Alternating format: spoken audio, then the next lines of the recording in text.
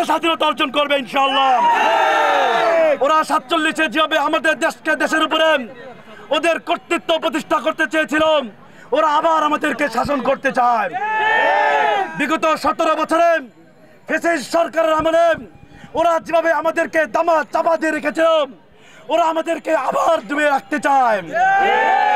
এই ভারত সরকার যখন আমার দেশের পানির প্রয়োজন হয় তখন ওরা ওদের বাঁধকে আটকে রাখে।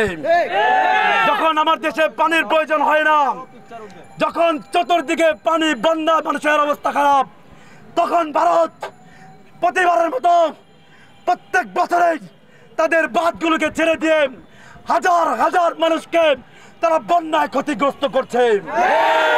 আমি বাংলাদেশের অন্তর্বর্তীকালীন সরকার মহোদয়কে বলতে চাই, এদেশের মানুষ না খেয়ে থাকবে, এদেশের মানুষ তাদের বিলাসিতা কমিয়ে দিবে, কিন্তু আপনি বাঁধের উপরে আরেকটা বাঁধ নির্মাণ করেন, আরেকটা বাঁধ নির্মাণ করেন।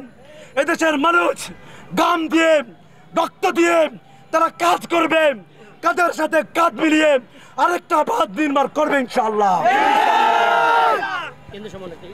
আজকে আমরা এখানে উপস্থিত হয়েছি আমাদের এই শহীদ ভাইদের স্মরণে।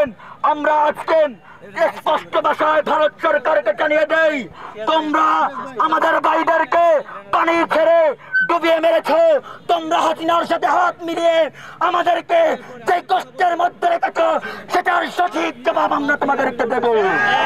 আমরা আমাদের ভাইদের রক্তের প্রতিশোধ নিয়েই ছাড়বো ইনশাআল্লাহ। সংগ্রামী সাথী বন্ধুগণ, আপনারা দেখেছেন এই স্বাধীনতা আন্দোলনে শুরু থেকেই আমার কওমি মাদ্রাসার ছাত্র, ওলামা, তলবা, ওনারা এই স্বাধীনতা সংগ্রামের শুরু থেকে ছিল।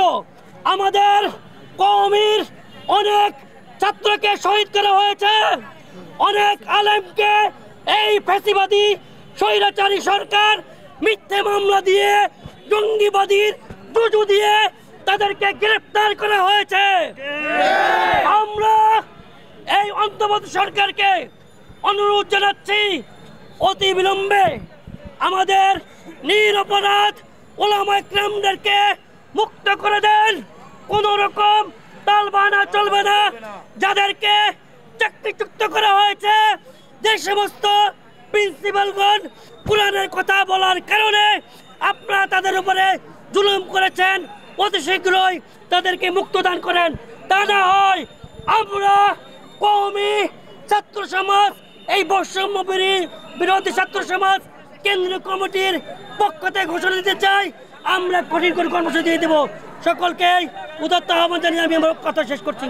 সকাল ফজর নামাজ পড়েই আমরা যাত্রাবাড়ি বড় মাসা থেকে রওনা দিয়েছি। রাস্তা অনেক জ্যাম থাকার কষ্টও আমরা বড় কষ্ট করে আমরা ঢাকা এসে পৌঁছেছি। এখন আমরা এসেছি, আমাদের দাবি হলো আমরা দেশকে সুন্দরভাবে পরিচালনা করতে একজন লোক চাই, এবং যারা আমাদের ভাইদেরকে রক্তাক্ত করেছে, আমাদের ভাইদেরকে শহীদ করেছে, তাদেরকে আমরা তাদের বিচার চাই, তাদের বিচার আমরা নিজ চোখে দেখতে চাই। আমি বর্তমান সরকারকে বলবো, আপনি অতি শীঘ্রই এদেরকে কাঠগড়ে হাজির করুন এবং তাদের ফাঁসি কার্যের ঝোলানোর ব্যবস্থা করুন। যারা আমাদের ভাইদেরকে রক্তাক্ত করেছে, যারা দেশের দুর্নীতি করেছে, যারা দেশের টাকা মেরে খাইছে, যারা দেশকে নিয়ে কটূক্তি করেছে, যারা ইসলামের বিরোধিতা করেছে, আলেমদেরকে কষ্ট দিয়েছে, আলেমদেরকে জেলের মধ্যে পচে মেরেছে, আলেমদেরকে কষ্টে করেছে, তাদেরকে আমরা বিচার চাই, তাদের বিচার হবে। আপনারা আগামী বাংলাদেশ কার নেতৃত্বে দেখতে চান?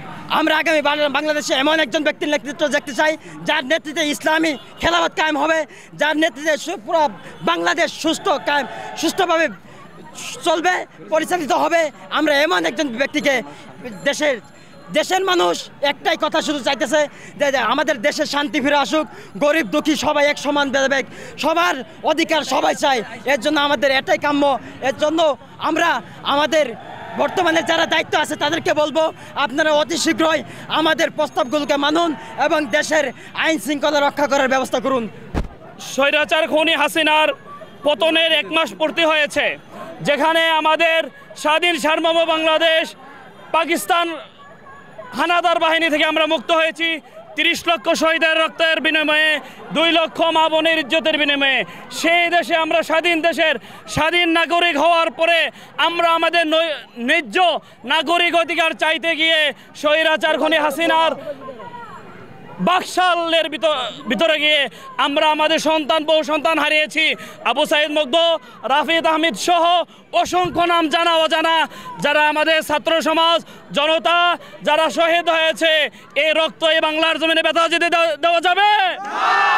রক্তের বন্যায়, রক্তের বন্যায় আমার সোনার বাংলায়, আমার সোনার বাংলায় দিয়েছি তো রক্ত, দিয়েছি তো রক্ত, রক্তের বন্যায়।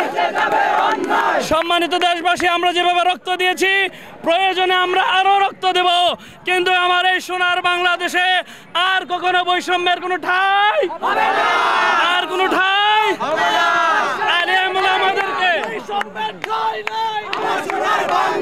দিয়েছি তো রক্ত,